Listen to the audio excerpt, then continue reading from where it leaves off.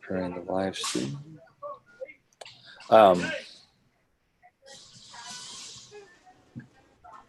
it's a wonderful day to be alive. Meeting is now streaming live on YouTube. We'll see if it actually works because my browser just went to the safe site. Since YouTube is also banned from my day, during the day playlist. Anyway, all right. So I was wondering what that, I was hearing not music, but something. I was like, oh, it's electric guitar strings being played just with nothing, right? Yeah, it wasn't plugged in. Yeah. All right. So today we're talking about staying in your lane, about knowing your role as a musician or as a tech. Can I go all over the map depending on what we are inspired to talk about? So James, do you want to set up kind of what we're thinking about when we're talking about this? What I think some scenarios, some practical scenarios like you're talking about will be helpful. So I mean, the idea of staying in your lane or knowing your role is, I mean, it's literally that. I think that's half the problem in most cases is, do you even know what's expected of you in any given scenario? And so some practical examples would be, is the keyboard player supposed to be doing ornamentation, supposed to be doing decorative stuff, or are they like the main rhythm player? Or is their rhythm fighting with the rhythm of an acoustic player because it's not clear who's leading what part of the song? And then same thing for an electric player. Like, are you supposed to be cutting through? Are you supposed to be like the center driving the song? Or are you decorative on the outside? Or is there something you can do with the melody or help the vocals? And then vocally, like what, there's obviously your lead vocal that's leading the song, but then when you have harmonies or you have extra vocalists, like what are they supposed to be doing? Not in the literal sense of, hey, play this or sing this or do this, but like, what is their role? Are you supporting? Are you rhythmic? Are you decorative? Is it ambient?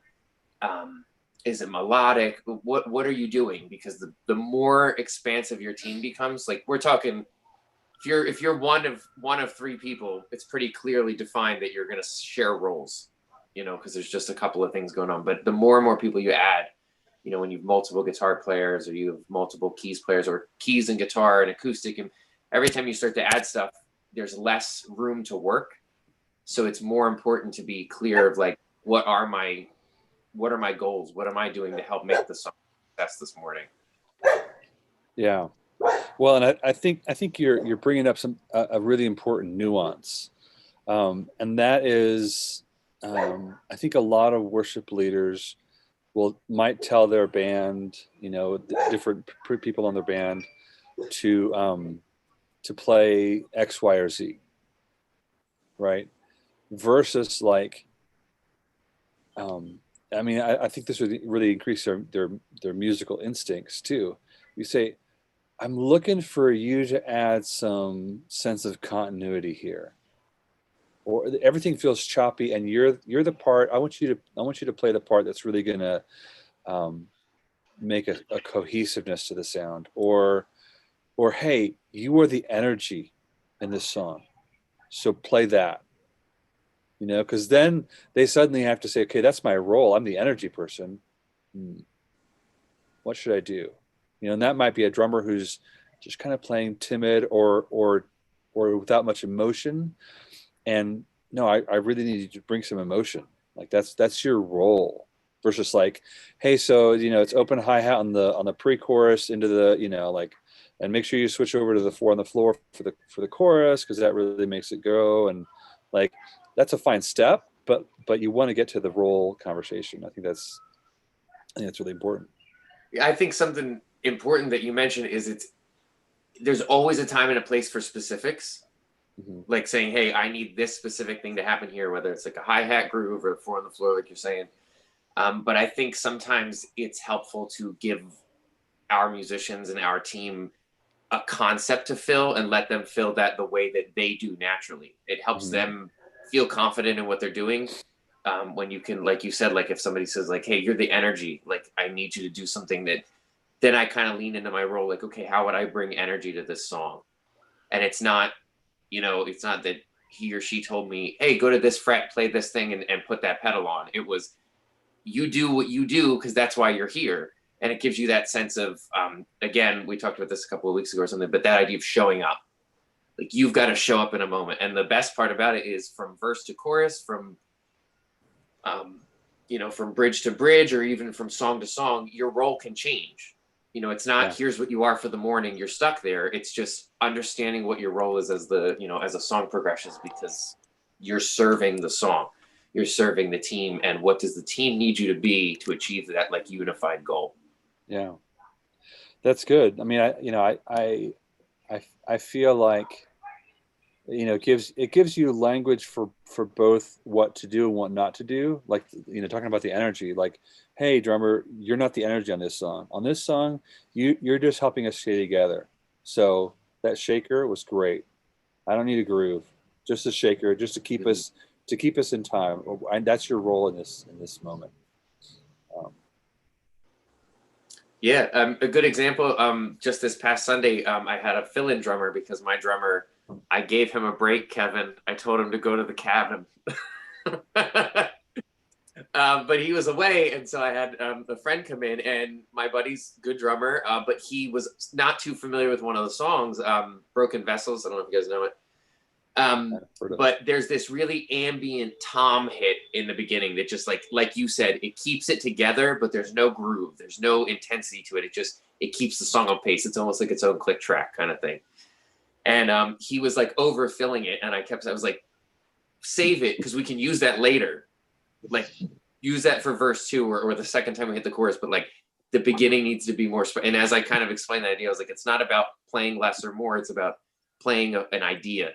You're playing that space, and you're just kind of like you're just like in the background. Like, if I ever feel like there's a rhythm, you're too present. It just needs to like hit and like make the downbeats feel important, and then leave a lot of space, and then make the downbeat feel important, and then leave a lot of space. Yeah. Do you think there are?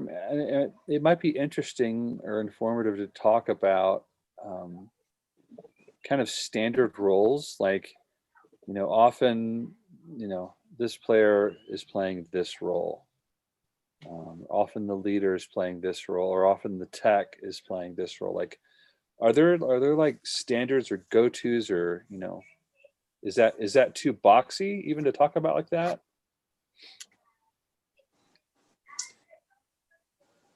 I don't think it's too boxy. I think a lot of things, it's kind of like learning music theory. And I was one of those people that just didn't want to learn it because I knew how to play guitar.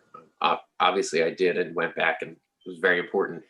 But it's one of those things, like, you learn it and it feels like rules, and it feels like a block or a box, but then it helps you understand how to be more creative because you know how things work. So I think kind of giving some generalities of like, yeah, the acoustic guitar is usually this, or, insert any example. I think it helps you understand like where you can start from or default to. And then you're like, okay, I have a starting place. And now if I want to change, or if the song calls for something different, I know how to move away from that center point. But I think if you understand it that way, it's never a bad idea to have like generalities. I think it's when you think of them as, well, I'm stuck here now and I have to live here because that's what somebody told me. If you learn it just like something you recite, like a spelling test. If you just like memorize how to spell the word because it's on the test that week, like, that's not very helpful. It might get you a good grade, but it's not helpful. But if you learn how to spell or do those things because it makes you help understand the language better, well, now you can apply that in something else. So I think people are afraid of rules or I don't want to call it traditions, but like more classical styles of learning things, because it feels very limiting, and it does from the outside perspective, it does feel that way.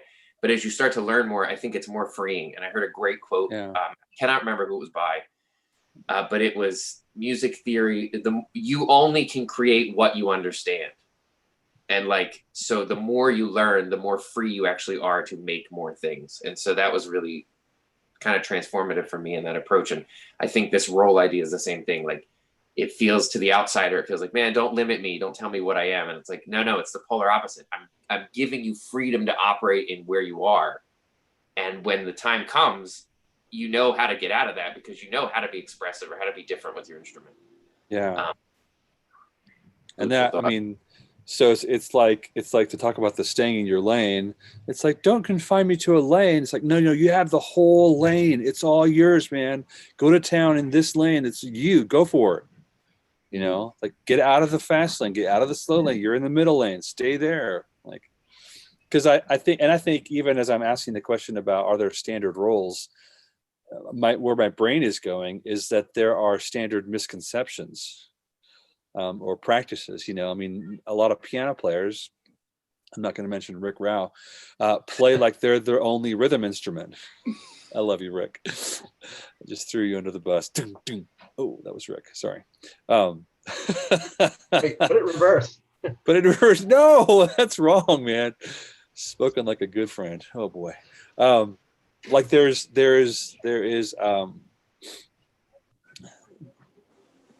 if piano players didn't think of themselves as rhythm players, that wasn't their main contribution to the band. Like, if you're the only player, then the rules shift and you come in and out of that. But even so, like people can get overly like, I have to be the rhythm. I have to be the rhythm. They just overplay.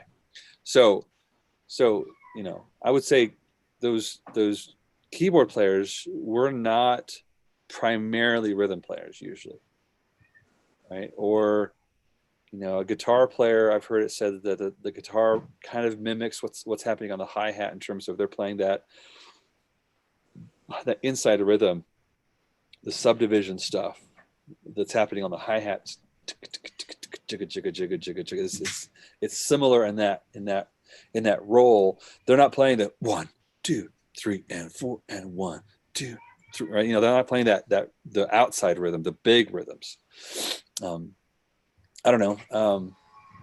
Other thoughts that come to. I like the idea, the concept of stay in your lane, and how Jim talked about it, and having a general starting point. I don't think it's always bad. I think the ticket is if you carry out that stay in your lane thing, stay in your lane until it's time to pass, and then pass, and then get back to your lane. Don't be swerving all over the road. That's and good. So nobody knows what you're doing. You don't have to stay in your lane like like you're terrified, but stay in your lane until you're ready to pass, then pass, and then other people might pass you, and then you might pass that. It's like get a little ebb and flow, so it's actually interesting. But Yeah. it's not bad to have a general starting point, so that everybody knows generally where they're at. I mean, even jazz, people talk about jazz being crazy, but that's kind of the way that works is, you're in your lane and then it's your time and then you do your thing and then you go back and then you go,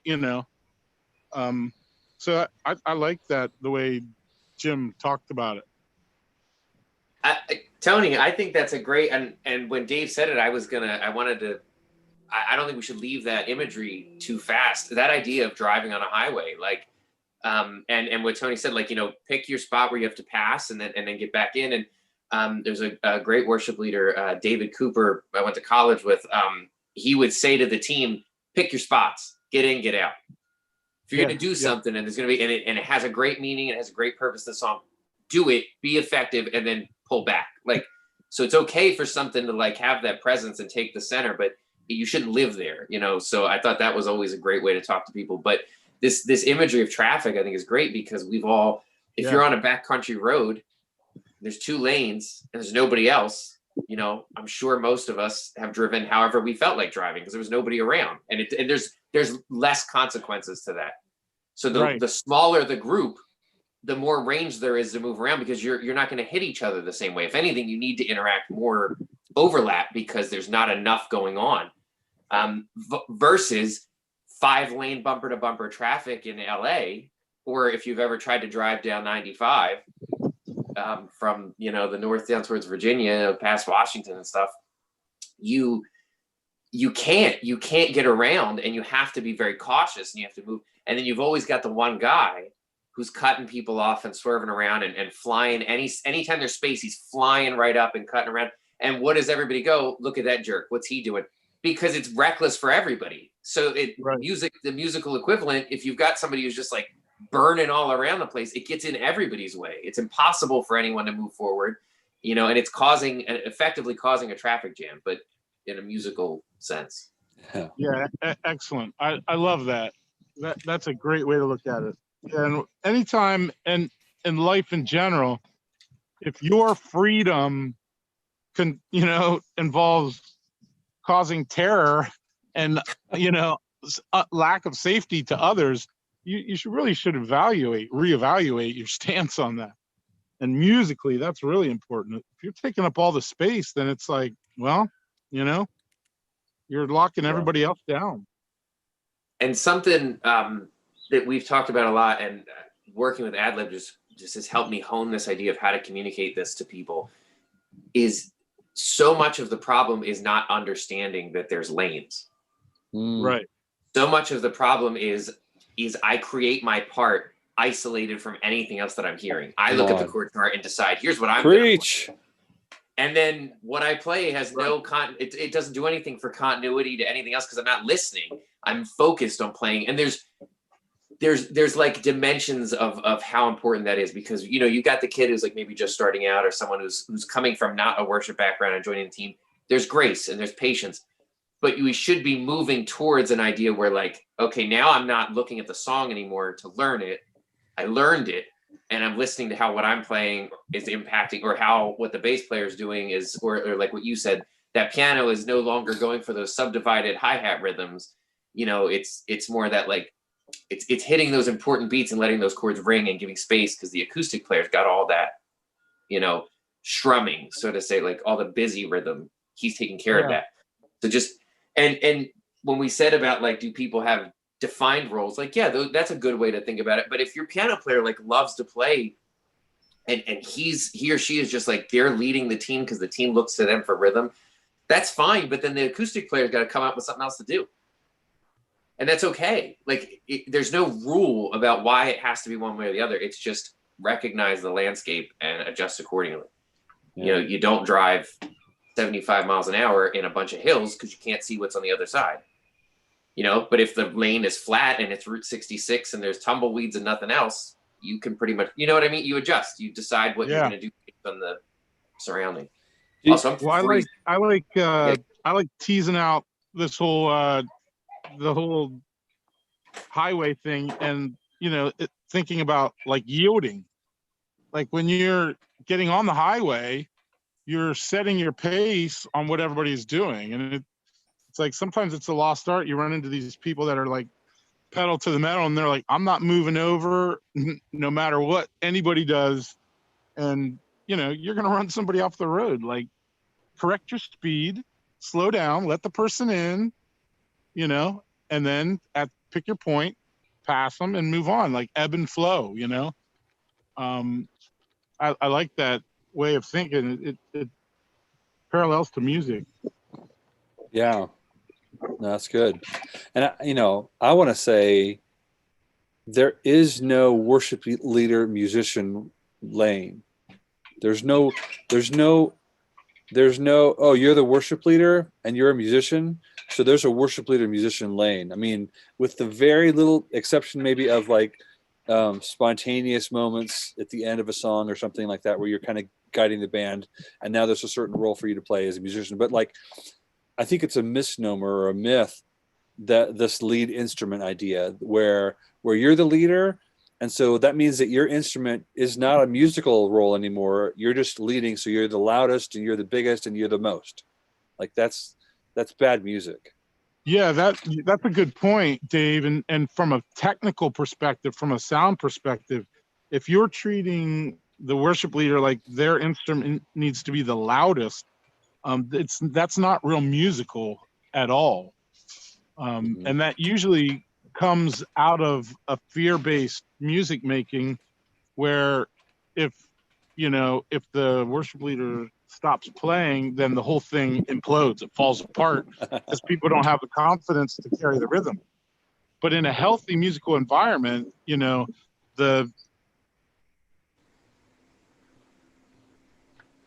worship leader is kind of setting that rhythm, And, whoever that is, whether it's drums and bass, drums and guitar, drums and piano, drums and pads, whatever that is, allowing that to breathe so that the leader isn't the loudest instrument, because that's not real pleasant.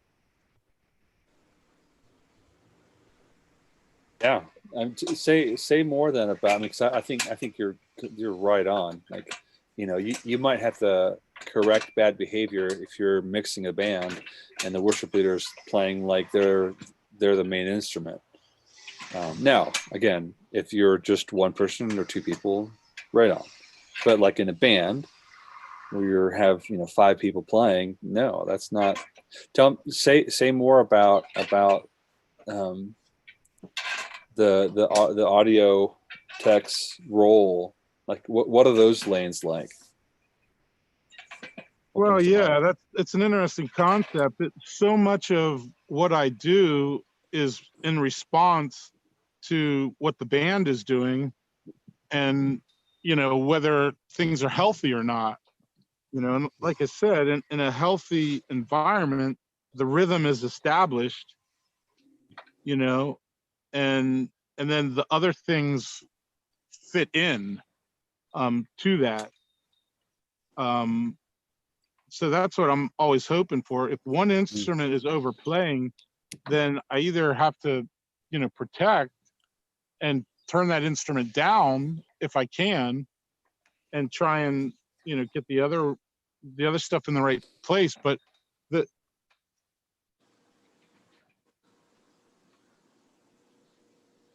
challenge of being, you're not dictating, right? You can't control what everybody plays, but Right. you're just trying to make sure that it's being communicated in a musical way. So you're not taking over. So you don't mute people because you don't like what they're playing, because that would be awkward, and it would sound awkward and look awkward because somebody's, strumming away on the guitar, but you don't hear a guitar. That doesn't work well in your brain. But you can only go so far. So that's why it's such a team. You're relying on your musicians to do stuff. Now, where I think it really comes into play is I'll spend a lot of time communicating with my worship team during rehearsal, which assumes that you are at rehearsal. I don't allow there to be a rehearsal where I'm not at. That's not fair to me. So I'm at the rehearsal. I'm saying, hey, in this song, it's a little busy. Is there anything we can do? And I tend to present those things as questions and not, dictating like, it sounds terrible. The piano is just obnoxious. I hate, that's not the way to communicate. The way to communicate is to say, hey guys, it's a little busy. Is there anything we can do? It seems like there's a lot of low information between the piano, the kick drum, the bass player. Is there a way you guys can be more mindful of that? Put the ball in their court, and sometimes it's just a reminder, like, oh yeah, I'm doing that thing that I know I'm not supposed to do, and thanks for reminding me. I can rethink. And that's helpful in a rehearsal environment. And that helps, the thing to go down a little smoother. It doesn't mean that it's going to happen exactly the way you rehearsed it. We all know that never happens, but the point of rehearsal is to see what could happen, what should happen, and kind of get a roadmap for where you want to go. Does that make sense? Yeah, that's good. I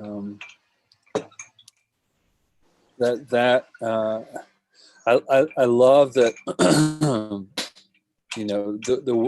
The things that you're saying implies a couple of things. One thing that implies is that you're able to communicate with the team. It's not just like it's not just like, well, the sound guy's back there doing his thing and we're up here doing our thing. No, it's like we're actually in a conversation about stuff. Yes, excellent.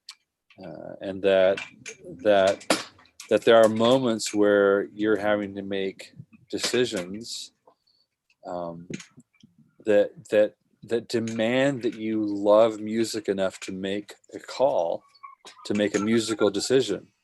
And if you can't make a musical decision because you don't love music, then the coffee bar is a much better place for you to serve. Just kidding. Yeah. I mean, kind of. Not really. Sometimes you're right about that. Sometimes you have to be honest about that. And two, the other thing that a lot of people maybe get a little uneasy when I start talking about this stuff is they say, "Oh man, that makes me afraid. That automatically disqualifies me." And I don't think it does. I think it just reminds you that the role you play is important, and you can learn. I didn't come out of the womb knowing how a song works. I learned that off of listening to a lot of music and observing, and then thinking purposefully about how people do stuff. So you can grow into that role, and you don't have to. It doesn't have to be technical. Some guys are and girls are afraid that, well, I don't know enough about music. Well, I'm not always saying, hey, there's somebody's playing a fourth instead of a fifth, and and I'm not always saying that. I'm saying, hey, I'm keeping it simple. Like, hey, something's not working here. You guys are the musicians. I'm not telling you what to do, but I'm just telling you something's not gelling. Is there something that that you're doing? You're being a part of the conversation. You're not dictating, and you're not being a dictator and telling everybody what to do. You're saying, hey, something's not right. Can we do it? So learn to trust your instincts, and the other thing that's key is, don't insert your preferences too heavily. I've been in scenarios like, maybe you remember this, Dave. We were doing a teaching and we played that song, and it was, I know right where you're going. yeah, and we were like, oh, that was so amazing. It's like, do you see how they're interacting, and it breathes and it moves and the rhythm does this, and then the solo comes in and there's tension release, and some guy was like, that sounds terrible. That was so boring. Yeah, that was so boring. I'm like, okay, here's Mr. Heavy Metal guy that doesn't like anything else but metal. And it wasn't helpful because he wasn't getting what was happening. He was inserting his preference and checking out, basically, and saying, I don't like this. So, and that's not the way you collaborate. Yeah. Well, can we, would it be helpful to talk about like, what are the lanes? Like, let's define the lanes. Like, let's give some verbiage to the lanes. I mean, I think from that standpoint we talked a few minutes ago of, I think it helps give a parameter and I would just want to leave the disclaimer that you should never hear this and then go, well, now that I heard that, I'm only going to do what I heard. Because it's like cutting off your nose to spite your face. Like, well, somebody told me I'm an acoustic guitar player and I only ever get to play inside rhythms. And like, no, nobody said that. And if you're going to take it that way, that's more of a personal problem than it is. And there's definitely better and worse colors on instruments. I'm not, if I have a brass section, I'm not going to have them playing inside rhythms, no matter how good they are, just nobody wants. I think being purposeful and knowing what you're going for and having an idea of what works, examples of that are like a bass player is key. Nobody ever talks about the bass player, but bass players can play rhythmically with the drummer, with the kick, or they can play harmonically, and adding the root of a choral thing, and they can sometimes do both or do either or. And it's important to know, what does the song call for? Does the song call for me to be rhythmic or harmonic or both? And drums, like Jim, you alluded to this in something that you said a little bit ago, the drums this song might need the drums to be in the pocket, this other song might need the drums to just be spacious and big and have color, and know there's a difference in the two of those things, and know what you're going for, and then say, hey, this song, we want more color and less pocket, but it's not an edict like stop, always play this forevermore. It's what does the song call for? No, I think it's great. I think that it's funny too, because people may disagree with me. I know Tony's immediately going to agree with me, but I feel like instruments have personalities as far as like how they impact sound and what they do. And I feel like people tend to gravitate towards instruments. Like there's certain, like drummers tend to like the way drums work in songs. That's why they learn to play drums. So when you put a drummer in a scenario where it's meant to thrive, it's usually not a box. It's usually life-giving. It's that idea that like, oh, okay, I get how the drums are helping this song now, because that's why I love to play drums, because of what it does to the song. And so I tend to try to not feel bad or like be like, oh, sorry, all you get to do is this, because that's not a helpful dialogue, even if it's true, even if they're only doing one thing or maintaining a certain dynamic or rhythm through the entire song. That's important and it needs to be there. And so trying to frame something in the idea of like, okay, this is really important and it needs to be present, and that's what you're doing. Instead of saying, sorry, this is the only thing you're doing this song, that must suck. Oh, well, like it's the same concept, but it's a very depressing and like negative way of looking at it. Whereas there are certain things that are important, and they're not always the fun things to play. And the more often than not, it's better to learn how your part interacts with the song than how much fun you have playing the part, because that's where the fun is. Like when I hear what I'm playing, if I'm playing on kit and it's not a really busy part, but I hear how like those beats are emphasized and like it's really just glue to the song, that's fun, even though it's a simple part, if that makes sense. Yeah. And now I know this is a little, sometimes a gray area depending on the culture of your church and where you're at, but I prefer a musical, a worship thing where the worship leader is recognizing the strengths of his team and kind of catering towards that, so otherwise if you have a Sunday where your worship team consists of a guy who used to tour with Tower of Power in their horn section, you might give him a little space, man, because like this guy can nail the horns. That might look different when you have the horn player that is the high school kid that's doing his best to learn how to play horns, and that's okay. Give it some space to breathe. Now some churches don't live in that environment, and they're very much like, let's just play the CD, this is what people know, and that's another way of doing things. But in a healthy environment, I think the worship leader is noticing the strengths and not afraid of, don't focus on the weaknesses, focus on the strengths. Maybe that's too idealistic, I don't know. But no, I definitely plan music. Like, I'm not going to say every single song, but there's definitely stuff where I think, oh, I've got so-and-so playing electric guitar this week. Let's throw that. Let's do that song at the beginning, because I know it'll give him a space or her a space to create and express and do something that they're very gifted at doing. I don't say I have this great guitar player, so I'm going to put a 4-minute solo in a song that doesn't have it, in We Fall Down. But I can cater, I can try to create things so that they're able to operate in their gifting. And I think that that's healthy. I think that's also smart. Yes. Like it's not any different than like a coach of like a sports team saying, oh, we're playing this team, I'm going to play these players because they're going to play well against them. Like, it's just a good move. Yes.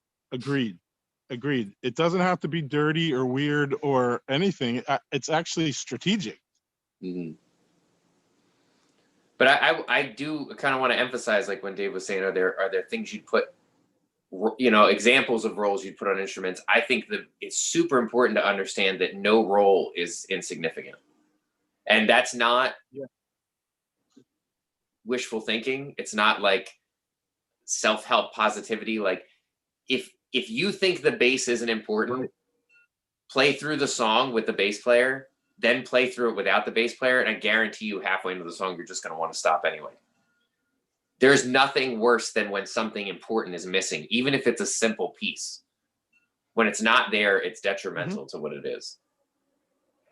Yeah. And so, that I think I said it, I would never say to somebody like, sorry, that's all you get to do this song. I would say, hey, do you realize how important that is? Like, do you hear how it connects certain things? And like, I don't know if any of you ever play any, my little sister loves this video game called Fire Emblem. It's like a strategy game. But anyway, you move chess. It's essentially like chess, but with like more detailed pieces. And my sister was like, man, I feel bad for this one girl. Like in the game, her job is just to go and like boost somebody else's stats. And I was like, yeah, but that's what she's doing. Like the reason that you can win this battle is because you move the pieces so that she can make the other person stronger, and the already strong person becomes twice as strong and can go fight the other thing. Like without both of those people, you don't win. So just because you feel bad that, I think the girl's name was Marianne in the game, like she felt like genuinely bad. It was kind of sweet because my sister's really young, but she's like, I feel bad. That's all Marianne gets to do. I was like, it's the only reason you're winning these fights is because she goes in and buffs this other girl or this guy to go fight. And so it's the same idea. It's the same concept. Like the song succeeds because you're doing this thing that's awesome, that glues everything together. And if it's boring to you to play, then listen to how it inspires other parts. If you're just tuned out because it wasn't busy enough, listen to how it impacts the song. Because it's making... That's beautiful. That's beautiful, Jim. It's like if you're into sports, if you're into football, you can't score a touchdown unless the center hikes it to the quarterback. Nobody thinks about the center, but if he doesn't hike it to the quarterback, then it's a fumble and you lose the ball. You score a touchdown because he gave it to the quarterback and the quarterback threw it to the guy. Because you're the Cowboys. And the other, don't go there. I got somewhere to be right now. Oh, look at you. Sorry, Tony. That's okay. No, that's okay, man. One of the things that I would like to say, which is important, songs and the worship leader, the worship team as more compositional and arrangement. If that's not your strong point, chances are there's somebody on the team that is their strong point. So share that responsibility. If you've got a piano player that's a compositional major and they write compositions, include them in the process. Like, hey, what do you think about how everything's blending here? Is the electric guitar part working with the bass part? Don't take on the whole role on yourself.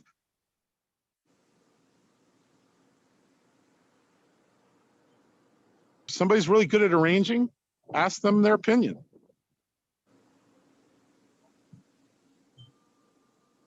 I think it's important too to keep in mind that when you're playing on a team, you are there to serve the song and the purpose, just like Tony was saying about like the football team example. And so being able to humbly step away from something maybe you really wanted to do that isn't working is super important.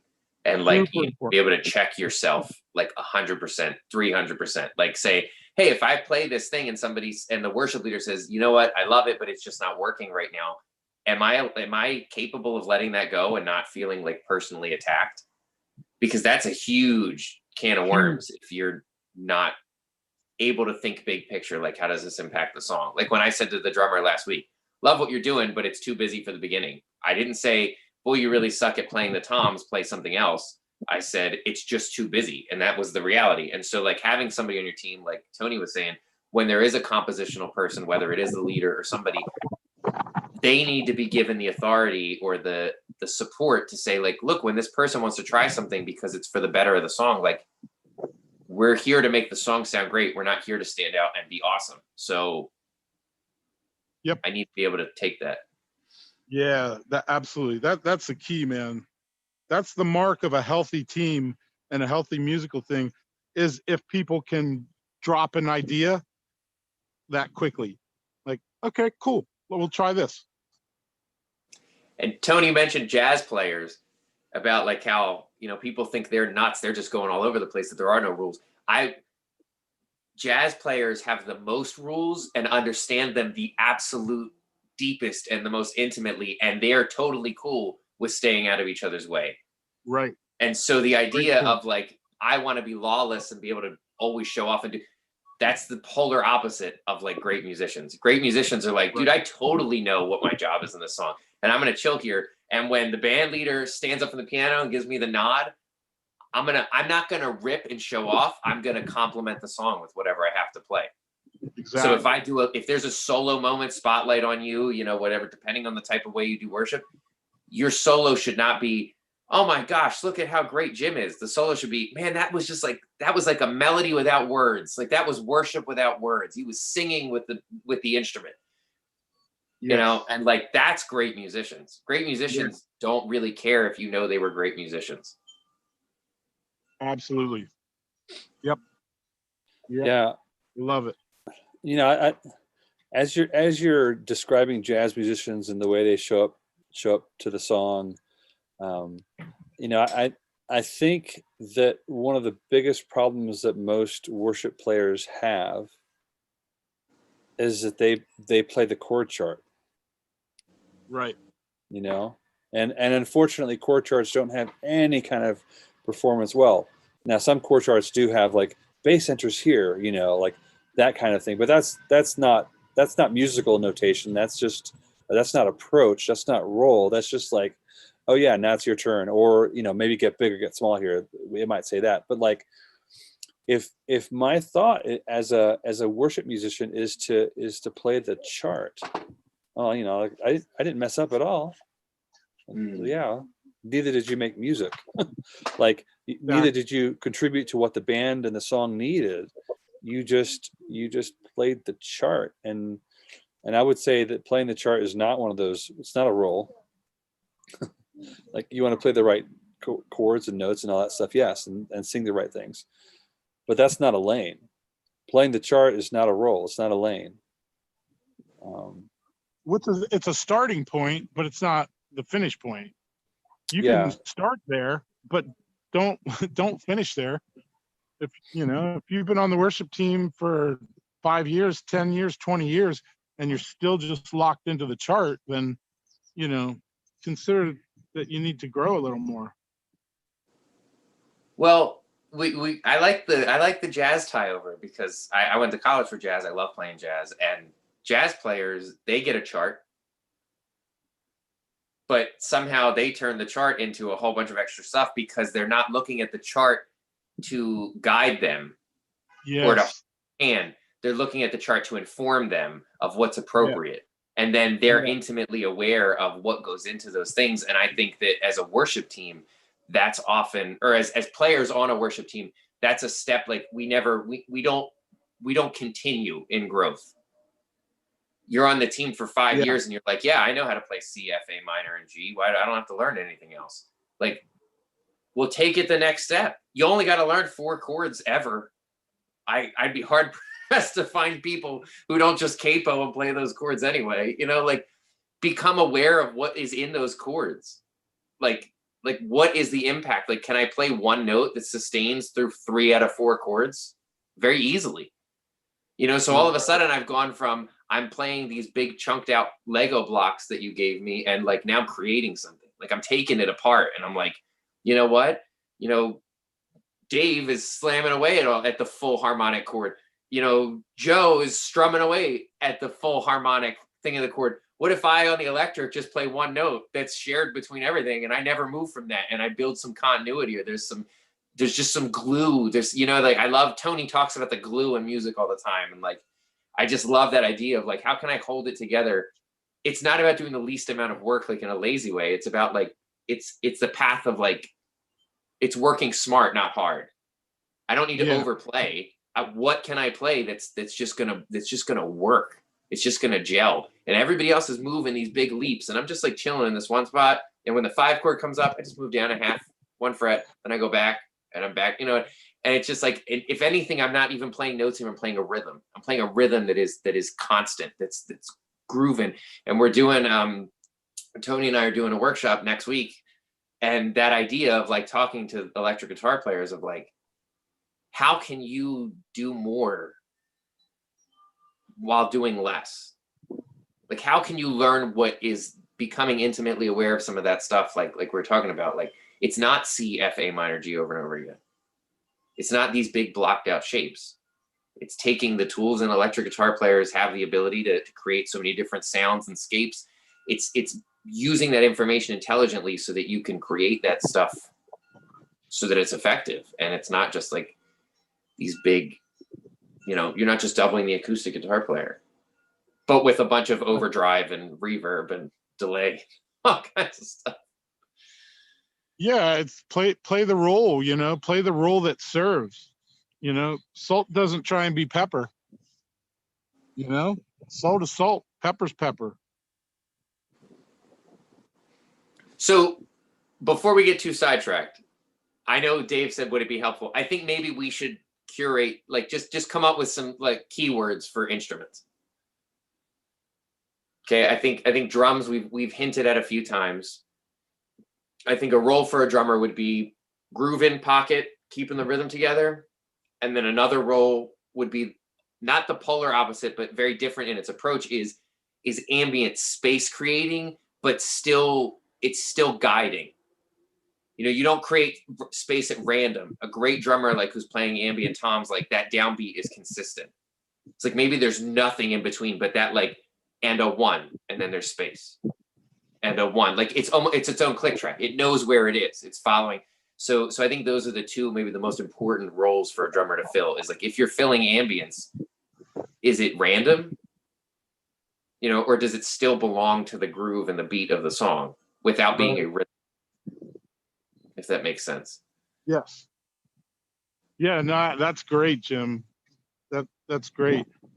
And the other thing too is sometimes, as a worship leader or a leader, song leader, whatever, you need to give some space for people to explore during rehearsal. They might be like reaching for a part that might work or might not. Give them a little space to see if they pull it in. And if it's really not working, then no, okay, we need to move on. But, you're almost there, That's why we rehearse. Some people, rehearsing isn't just to run through the songs for 20 minutes and then leave, Give some space where people can stretch out and see if they can pull something off. Yeah. Yeah, I think it was George Yellick that said, kind of the drummer's main role isn't keeping time. If the drummer has to keep time, they can't play music. Drummer's role is more to it's a bigger role to signal sections. And I think what Jim was saying, this is a different way of saying it, is they're a signaler. They have the time and the pulse so internalized, they feel it in every part of their body, that the little things that they play signal, like the and one with the space. You play something, but you've got the other thing going on, and then you signal this is still happening. We're still in this zone. We're still in this groove, and then like, oh, here comes a change. Y'all watch out. Here we come, and go. I mean, that's a drummer. I love that. And if a drummer doesn't do that, it's like the drummer is the original MD. Yeah, I love that. And George Yellick, man, he is the man for that. Like, he's so good at that. Yeah, it's very subtle. That was a big change that I signaled, but like, I still, well, I remember the beginning. I can't remember what song it is, but I'm not going to remember it. But I remember the drummer signaled the change that was happening, because they were playing a hi-hat and they just started opening it slightly, and you could feel something shift. So Yeah, I love it. that signaling is the thing. I love it. And and when you got a guy like George Yellick doing that signaling, like it never feels like he's taking over. It doesn't feel like it's out of control and he's taking us someplace now the wrong approach can do that. But when you're good at it, it never feels like he's taking over. It always feels like he's helping you transition. Right. Probably a conversation for a different topic, but when you're coming up or creating these ideas, understanding what's important in a song, in a specific song, is huge. Yeah. So, like the idea of that, like that building up or that space, like where is the impact important? Because I can do a crazy drum fill or I can do 2 tom hits, but when I hit the downbeat, it's crystal clear that this is where we're all supposed to come in together. And it doesn't matter how busy or how simple it is, the downbeat is clear. And so I think that's that idea, like you're saying, like it never feels like he's taking over, because it's guiding you to a landing point. It's guiding you to another landing point. And so when you listen to a song and you're like, and the drummer's like, well, I'm just going to play 2 and 4. It's like, well, is that the rhythm though? Like maybe that's why the song doesn't feel right. Maybe it's not that it's too fast or too slow. Like go listen to the song. Is the snare 2 and 4? Because it might not be. Like there may be syncopated, something syncopated going on, something that's happening that like it changes the way it's guiding the team or the way it's guiding the song. And so a very specific application of drums, but I mean, that goes for anything. If your bass player is like doing all this stuff and then hits 1 on the hand of 4, like that resolution chord, and then it makes everybody else feel late or wrong. We just need to pick, where do we need to line up? We need to line up on downbeats. One, if there's this big build and then space and then the chorus, then we all have to know that that's where we come in. And the drummer, like you said, that signaling, like he or she is like, they're doing something to make it feel normal. Like, when it's supposed to come in, when the drummer is guiding you that way. Yeah. Yeah, that's excellent. Jim talks a lot about this in his trainings and with signposts. Like follow the signpost. Like you can stretch out here, but you make sure you hit that, that 1 so that people know where you're at, or a guitar solo, you're stretching out and you're doing this, but make sure you land, when it's time to land.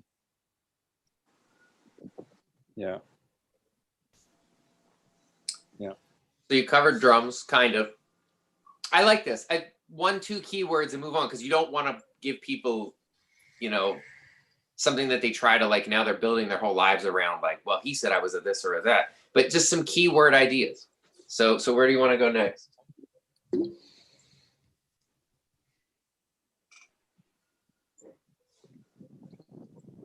Bass would be the natural place to go.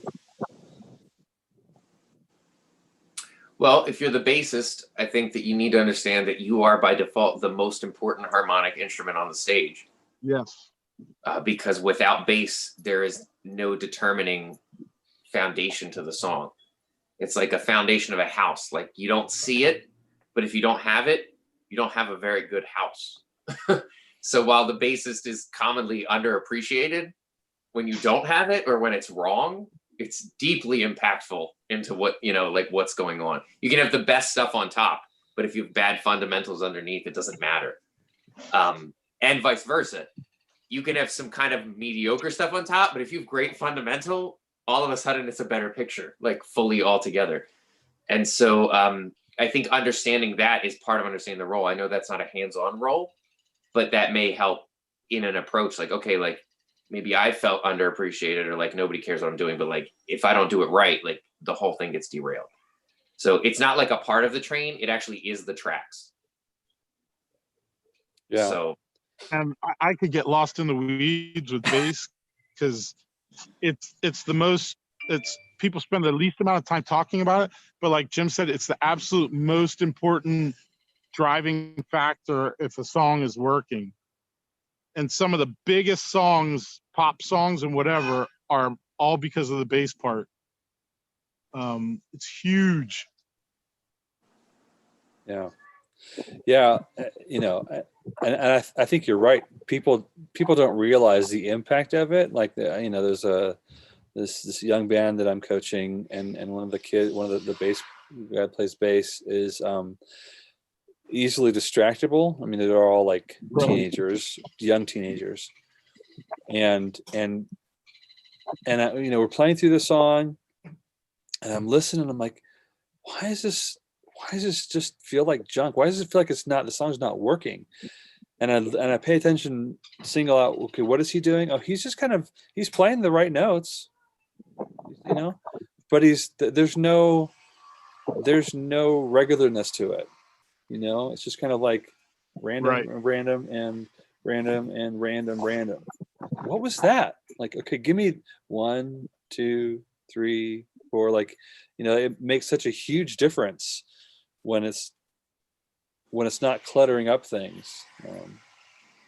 I heard somebody say once, it was an electric guitar player talking about they were talking about tone, and he said, yeah, you know, I had to play bass on one of my own records once, and then I didn't like what I did, and I brought in we brought in a real bass player, and he said, that's when I realized I'm needlessly busy because I'm an electric guitar player. I was like, it hit me, not just hit me, but like, I was like, wow, like totally reevaluated how I physically pick up a bass. But I think I've learned the most about bass from playing it in orchestra stuff, because the music is there. It's not about making, you know, it's not about feeling it out. It's about following the guide that they give you. And what I've noticed the most about bass is as a bass player, the advice that I would give somebody is if you become a quarter note bass player, you will disappear. You're not going to help the foundation the same way that, you know, it's almost, it's negligible. You know, you could have been the left hand of the piano player at that point. There's no need for you, because it's just 1, 2, 3, 4, 1, you know, moving with the chords. So the goal is that signposting that we're talking about, and this is the advice. I don't know that I would say it's a role as much as it is perspective, but find the signposts. What's important in this song? Where do the chords change? Because, you know, a great song, they don't change on just even beats. There's a lot of syncopation, there's stuff. And then what you always want to do as a bassist is you want to prepare people to land. Yeah. So if you're going to play, you know, let's say the beat changes on, let's say the chord changes on 3. You've got 1, 3, right? Play 1 and maybe play something, whether it's an extension of the chord, like a 3rd, 5th, or a half step above the next note, on the and of 2, or the of 2, so that you're landing on 3 instead of just like plunking along these. You're preparing people to land, and that's how I like to think about it or talk about it. Like you're setting them up for an arrival instead of just landing there.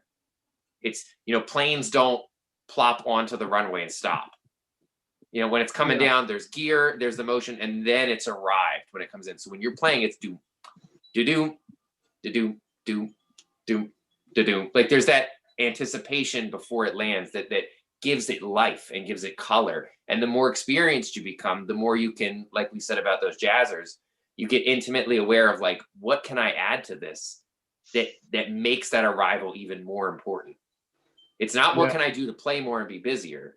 It's, you know, do I always have to play G to C immediately, or can I throw a B in there because not only is it part of the G chord, but it's a half step away from the landing point of C, you know, and things like that. And again, every single thing we talk about could be its own hour-long lecture. Oh man, I'm telling you, bass. I love bass, and it's funny how it gets off course.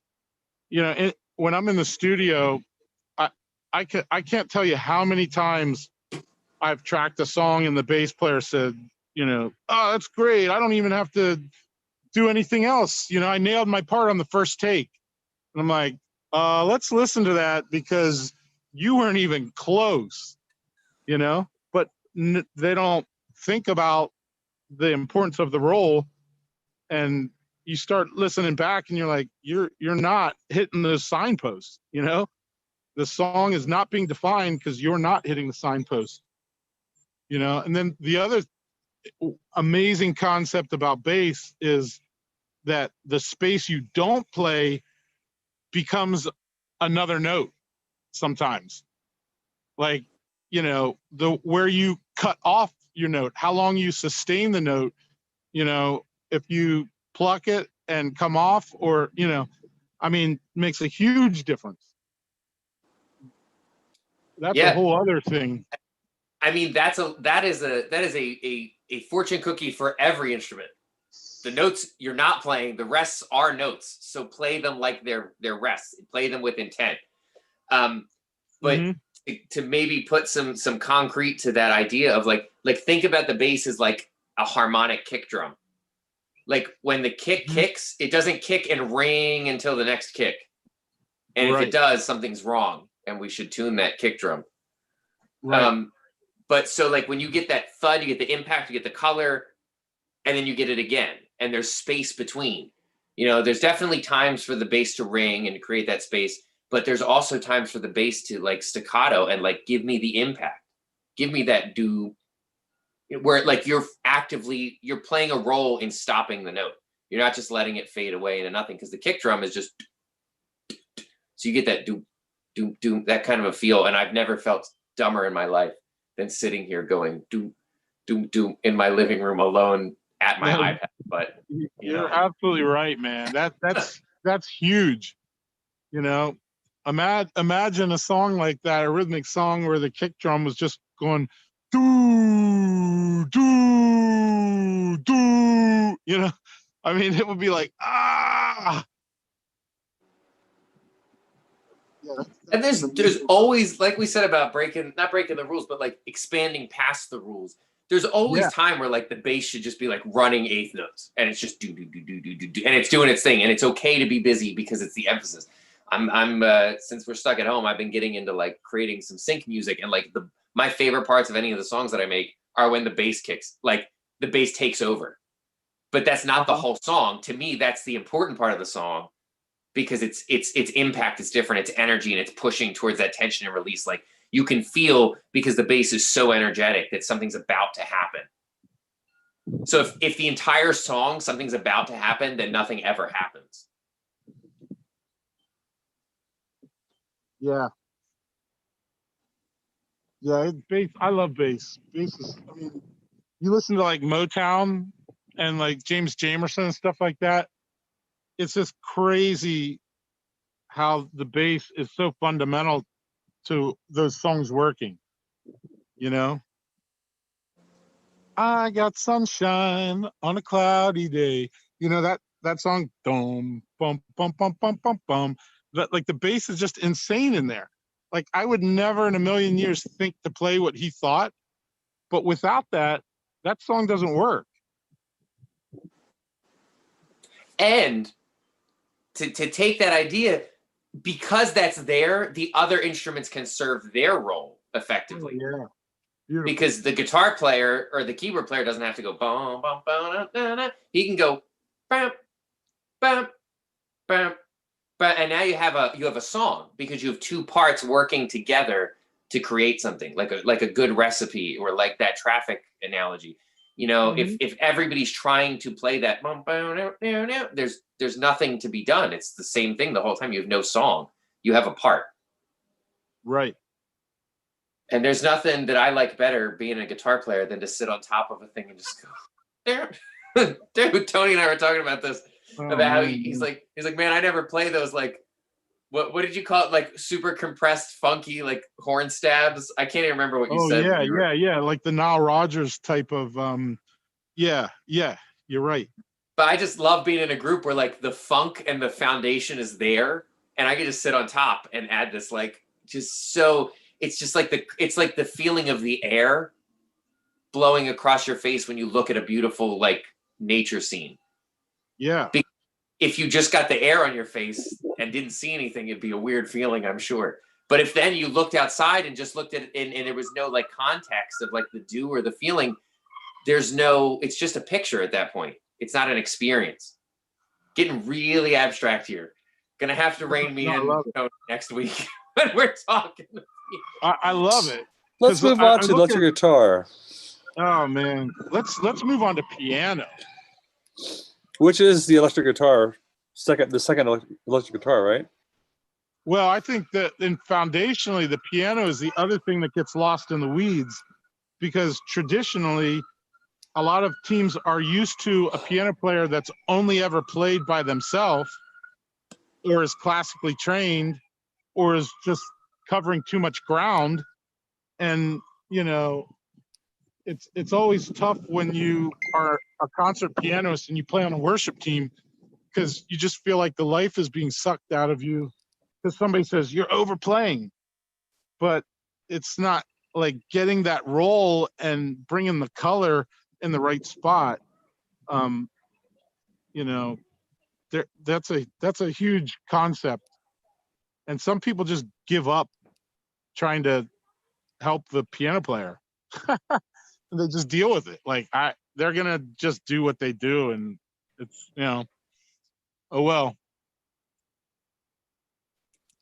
So, is there a description, a role for keyboard for piano?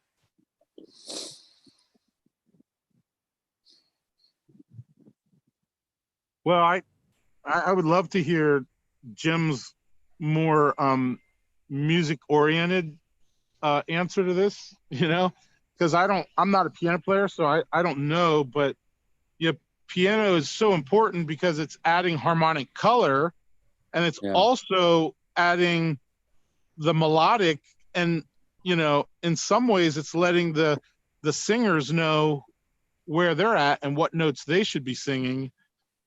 So how that ebb and flows, I'd love to hear Jim's take on that.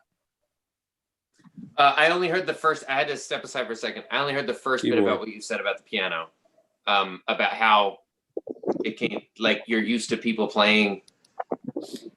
People are used to playing to accompany themselves. Yeah, well, Dave asked about the concept of like what is the piano player's role, and I was saying what's so interesting because sometimes they're adding some of that harmonic glue if it's not there in other areas, and then sometimes they're adding they're giving the signposts for the singers, like what note am I supposed to be singing, so sometimes it's melody, sometimes they're playing the melody, and sometimes they're playing the harmonic stuff. So I was interested here from a musical and a compositional standpoint, what your take was, Jim, on what is the piano player's role. And certainly it changes like everything else, but it can change. Well, yeah, I mean, that's the most important thing is it varies based on the scenery. Like it depends on what you need to accomplish based on the size of your group.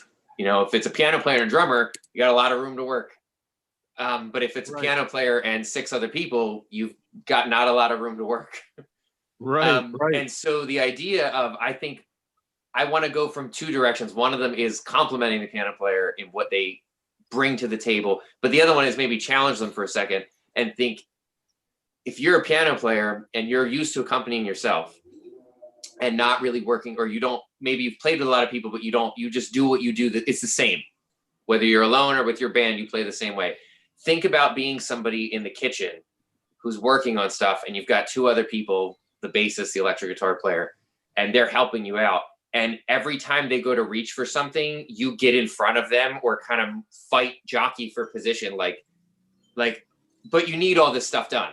It's like, yeah, we're making brownies. We need to put the mix together. We need to do some of this stuff. And they go, oh, well, I'll get the sugar. And you're like, well, yeah, but I'm closer. I'll just get the sugar. It's like, well, it'll take you like 45 seconds before those 2 people are like, you know what? I'm just going to go watch the game. I don't even care about this. I'm not going to fight with you for the space. And I think that piano players, when you put it into like a more literal sense, or a more tangible sense like that, that would be really annoying. And they would be able to like own up to the idea, like, yeah, that would really suck if I just kept sticking my arm everywhere everybody tried to do something. Right. But that doesn't mean that we have to stay away from those spaces, because sometimes people need help or support. So it's like, hey, can you hold this bowl while I pour the sugar in? You know what I mean? And so like, it's not that we just leave. It's not that we tape off the bottom 2 octaves like I've seen people do. And they say, we have a bass player, write it on the gaff tape. and try to make a joke, because it's insulting. It's like, Right. So we have a bass player means I don't have to play, like I'm not allowed to play it. And you're like, no, it means you should use the space intelligently with what's around you. So if you have a bass player who's like working really hard to lay down this groove, then anything you play should work with that groove. You should not establish, if he's playing all this syncopated stuff, you should not do a 4 count with your left hand, because all it is just that. It's just like, it's fighting against what the other person's doing. Same thing with the right hand, or the rhythms we were talking about with the acoustic. Like, if you have an acoustic player who's playing all of these subdivided inside rhythms and you're just slamming away, you've created a mess. You haven't created music. And so that's kind of the maybe more negative, not negative, but bring them back to reality approach. Like, you have to pay attention to what's going on, because from the complementary side is you have a straight line of every sonic thing that anyone's going to hear realistically. You've got the highest notes that people are going to be singing, and then beyond that, and you've got the lowest notes that people are going to be singing, and then beyond that. So you have the entire orchestra at your fingers. So use it. There's no way that you can't find something that's not being played. Right. There's no way. You have 88 keys, and the other guy's got, like, a guitar player has like 4 octaves on a guitar. So you can definitely find room around where he's playing, and he's only got 4 fingers that can fret. So even if you play where a guitar can play, you should play where the guitar isn't playing. If you see your guitar player playing power chords in the middle, then don't chunk those power chords in the same spot that he's going to play. Yeah. And what that takes is intention. And that's kind of the biggest misstep that we were talking about from the beginning, is you look at a chord chart and go, oh, it says C. I'll play every single C, E, and G that I can at once. Great. Effective. I'll put, you know what I mean? Like, nobody does that. Like, that's just not right. It's actually wrong. Like, it's not just wrong, like, where it's incorrect. It's like insulting. It's like, who does that? Why would you do this? Yeah. And so from a musical perspective, I would try to find those spaces. So what is my role? If we're playing like King of My Heart, it's pretty obvious that I should be rocking that melody, and I should have that piano is huge there. You know what I mean? Like, that is driving the entire song. If anything, everybody else needs to stay out of the way and let the piano do what it does beautifully. But if I'm playing something that's like upbeat and fast, I don't have to play constant 8th notes if everybody else is. I can lay these big sustaining quarter notes, because as the piano player, I have technology on my side where I can hold a pedal down and my sound will continue. Whereas the guitar player's got to work really hard to get sustained. The bass player's got to do different stuff. I can just hit it and quit it, leave it there, and it just plays. And so I can play the space that nobody else can fill, because they're stuck filling the rhythms. So think of like the beginning of like Happy Day or something. Like, I know it's like a throwback, but guitar player's playing this like 8th note rhythm line, the bass player is chugging along, and I'm just going bum, bum, bum, bum, bum, bum. Now I have something that nobody else is doing, and it's actively contributing to the success of the song instead of trying to get in the way of something. Yeah.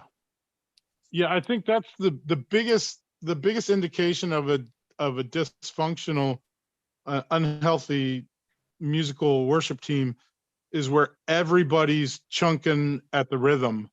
Where the piano player is going dun dun dun dun dun dun dun, and the acoustic player is chun chun chun chun chun chun chun, and the bass player is going do do do do do do do, and if everybody's doing that, I promise that they're not all doing it at exactly the same time, and so the whole rhythm is just being pushed and pulled apart, and there's no sense of definition. So, that's getting to where Jim's talking about, of like knowing how to get in and out and hit those signposts is huge.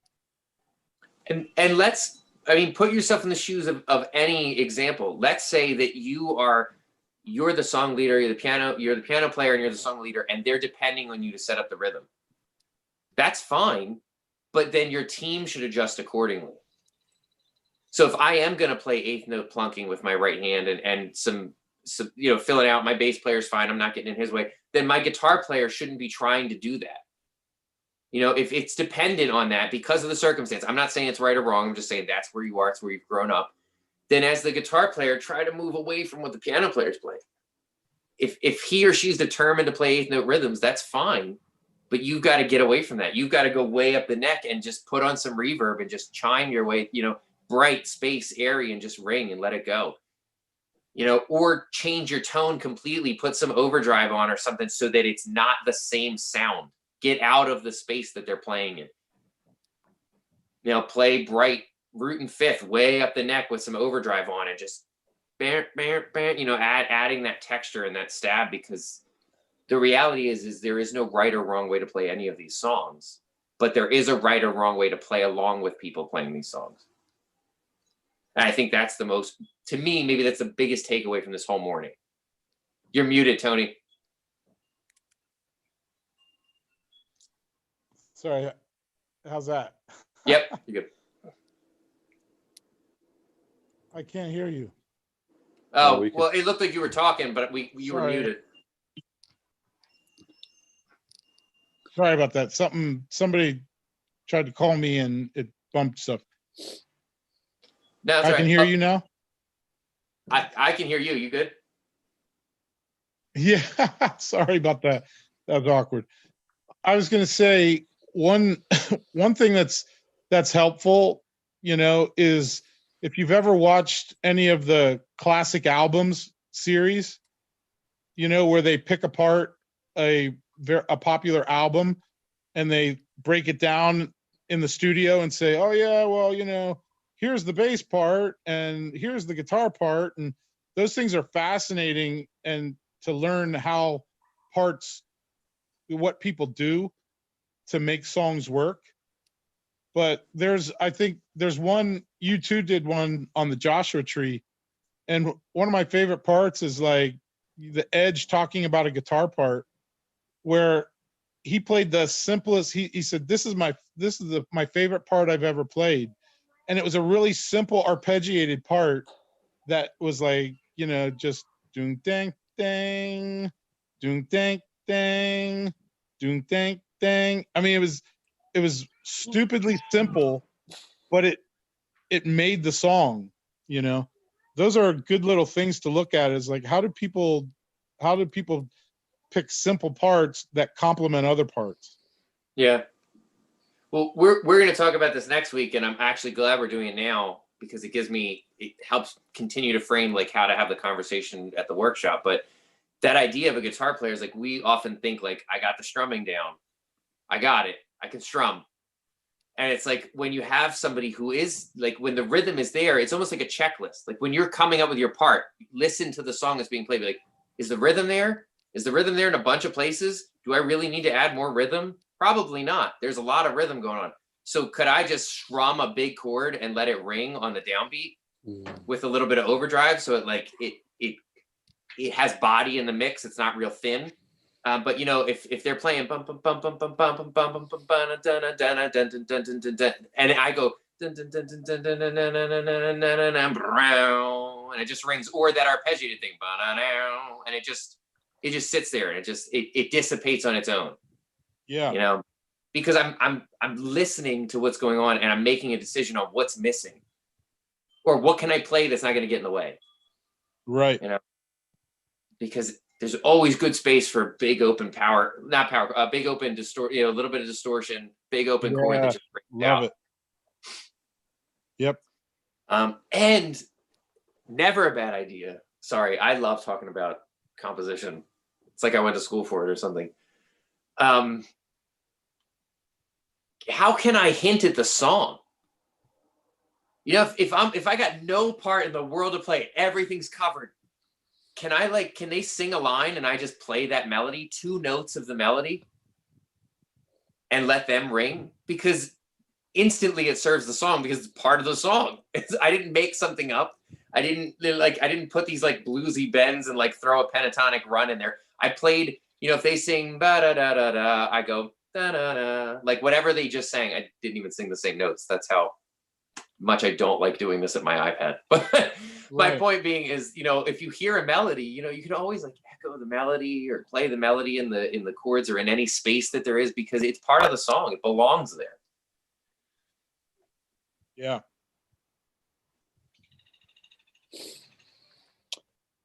are we on?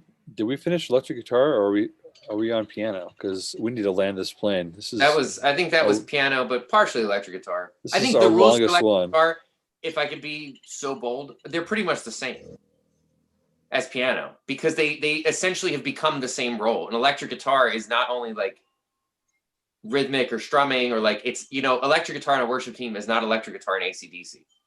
Right. Electric guitar on a worship team is much more of an orchestrated part. So it's much more of a texture at times, just as much as it can be a rhythm and an impact and a guide. And it's really, what is this? Is this a rockin' song where I should play, like, I should chug eighth notes on a power chord because it needs it? Or is this, you know, is there so much else going on that I should ring that open chord? Or, you know, when we were talking about setting up pedal boards and stuff like that, like, you know, do I have a pedal that like gives me body but is not piercing and cuts through and loud? And then vice versa, when I need to cut through, do I have a pedal that's harmonically in the right place but is rather thin, because I don't want to be pushing, you know, all this weight in my sound but I'm doing other things. So essentially they fill the same role. I think you just have to hold hands. You have to decide, what's my piano doing? Then I'll do this. And vice versa. If the piano player is like, man, the electric guitar is like covering all the space and ambience, I'll like sit down here in the middle. And when it comes to playing in large ensembles, sometimes it's cool. I know that it's the opposite of what they teach piano players, but like sometimes it's cool to like keep your hands together. Like gospel playing is like, it fits because gospel playing has so many specific, it's like 12-piece bands and super specific lanes. It's like they're playing like this because they got to stay there. Because if they play like this, they're in everybody else's way. You got horns, you got bass, guitar, multiple guitars, you know, sometimes two drummers. So, yeah, you know, I think an important concept too that would help people is, you know, in the vetting process of bringing in members to your team, it's part of the application process to say, you do realize that we're playing worship music here. And if you grew up in an AC/DC cover band, that's cool, man. Good for you. But you're not going to be able to do that here. You're actually going to have to contribute to worship music. And that's okay. Like you could play AC/DC at home or wherever you want to, but this is what we do here. I don't think people are just clear in that. I think they're just like, well, we don't have any guitar players and here's Joe and this is all he can do. So we just have to tolerate it. But I think before Joe even takes his first Sunday, you know, we need to say, you do realize that what we do is we contribute to this particular style of music because this is what we're doing. It doesn't mean that everything else is wrong. It's just this is what we're doing. And we're all agreeing that we're contributing towards this goal. And if you don't feel like you can contribute or you want to grow into that, then it might not be, the worship team might not be the best place for you to serve. It's okay to say that. You're not being mean to people. You're actually giving the guidelines so they know, oh, okay, this is what this is. and Why is I it know, so hard for people to say or talk about? I know you want to land your plane. So I'll give you, we didn't talk about acoustic guitar at all, but that's, we can do that another time. My kind of quick little synopsis of everything is there's nothing worse than somebody who overplays. There's nothing. The only thing that's as bad as somebody who overplays is somebody who underplays in this to the same degree because they're timid. Knowing your role gives you the confidence to play when it counts. Yeah. Whether that's whether that's you don't play, you know what I mean? Like nothing's worse than like a weak electric guitar moment, like where it's supposed to like take off and it's like, well, I didn't want to get in the way. It's like, that was all you. We made all that. We cleared the runway for you to come down and nothing happened. Right. You know, or like a bass player, drummer, the same thing. It's like, well, I didn't want to do too much. Like, dude, that was the moment.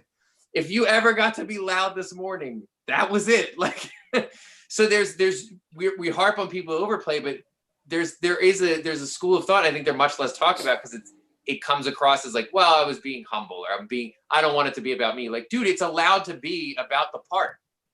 So if your part is to play that part, then it needs to be there. So just as important, nothing is worse than someone who overplays because it's just awful to be a part of. You're like, man, this guy will not stop. Like, calm down. Like, you know, this is a quiet section. Why are you ripping into like it's like almost Sweet Child of Mine-esque, like stop. You know, but then the same direction is like, man, I really needed the impact. Like, where were you? Like, you're too afraid to be that guy who's overplaying, so you do the opposite and you go, wait. It's like false humility. And I'm not saying people do it intentionally, but it's like, well, I didn't want to take credit for anything, so I didn't do anything. Like, great, thanks. You know, why did I even unmute you? What was the point? You're not going to play. So it's that idea. If you know what you're supposed to do and who you are in a given scenario, which again changes week to week, song to song, even through a song can change. But if you know who it is, you can confidently fulfill that role, be effective, be impactful, stay out of the way, do everything that you need to do, and it will just serve the song. And when you play, you can feel good about it. You can rip like a big moment and or play a big fill or whatever, and you feel good about doing it. You don't feel like you're overdoing it. Because you're like, this is what they need from me right now. This is it. You know, and then same thing when you're like sparse and out of the way, you're like, this is what they need from me. This is it, because something else is happening. Yeah, that's great. And don't get lost in the weeds of, like we always talk about, Jim, of the person that says, well, we're not performance. This is worship. So we're not performing. So I don't play parts. It's like, well, no, that's the wrong way to think about it. You need to fulfill the role and be musical. Like, if that involves playing a melody, that's not ripping a solo and saying, look at me. It's like, this is what we need you to do. This is the time. Yeah. I mean, that's great. And that's its own like 2-hour conversation of that idea. But like, I think it's more dangerous to avoid the reality just because you're afraid of it, because those things in themselves are not inherently evil. Like, people say to me, and no shame to anybody who watches that says it, but they'll be like, oh, we don't call that a stage, it's a platform. And I'm like, well, Webster would call it a stage. If they tore this building down, they'd say, hey, can we pull the stage apart? They wouldn't be like, well, that's not a stage, it's a platform, it needs to be handled different. It's a stage, it's a platform or a stage, it doesn't matter. Right. It's what you do being on stage, why you want to be on stage, that is the dangerous part. Right. But the stage is a stage whether you do it or not. Just like the apple that, well, whether or not it's an apple is whatever, semantics, but the fruit that is eaten, the fruit is not inherently wrong. It's the eating of the fruit that was the bad idea. It's not the fruit's fault. It's not the stage's fault that you have an ego. Exactly. You know? And just like, it's not a performance. It kind of is, and by kind of, I mean it completely is. You're performing music. What if you don't perform, nothing's going to happen. Exactly. So instead of being afraid of the terminology, we deify the terminology. We're like, well, we can't call it a performance because then it's wrong. It's like, what if we just performed, but with like humble and like God-centered attitudes? Exactly. Like the priests who perform their duties. There you go. That's great. And I don't want to make anybody feel bad. I'm not trying to say like the people who call it not a performance are horrible and need to change. It's just the idea of like protecting people from reality is more dangerous than learning how to deal with reality. Right. That's deep. I like that. I'm not going to go political. So thanks for this great conversation today, guys. If you play guitar, electric guitar, even some acoustic, and you dabble in electric, or you work with sound at all, you should come next week, because we're going to be able to do this, but in a way more hands-on, chit-chatting about all the stuff. And I mean, between Tony and I don't know how we're going to keep it in the time frame that we have, but it's going to be tons of fun and get to ask your actual questions face to face, talk about stuff, and it's going to be great. Next Thursday and Saturday. If there's anything I can say along those lines, Jim, and the reason why we haven't done just one of these ad libs where we do them every week is there's a lot of things to talk about. Like, we're not going to cover everything you need to know in this clinic, about guitar tone and playing the guitar. It's a conversation, and, get in the mode of like, we're going to have more than one conversation. We don't look for silver bullets, like just do this and all your problems are solved. Like, let's dialogue and let's break things apart. And this is an opportunity to dig deep into something and, and let it be what it is. and start that conversation. So that's good. Be a lifelong student. Exactly. Yep. And have confidence. Yeah. Have confidence that you've been given a gift to do something with, and it helps people. Right. And stop apologizing about it and do it excellently, and so that it serves people. And when you go to church this week, perform on stage. Yeah, it's okay. Like, I'm gonna get emails for that one. when my Anyway, wife cooks an amazing meal, she doesn't apologize for being a good cook. Well, I just want to serve the Lord. I'm not a good cook. I'm like, no, that really blessed me that you made a great meal. That was a great combination of ingredients. Like, thank you for doing that. Like, don't apologize because you made a good meal. Like, way to go. Yep.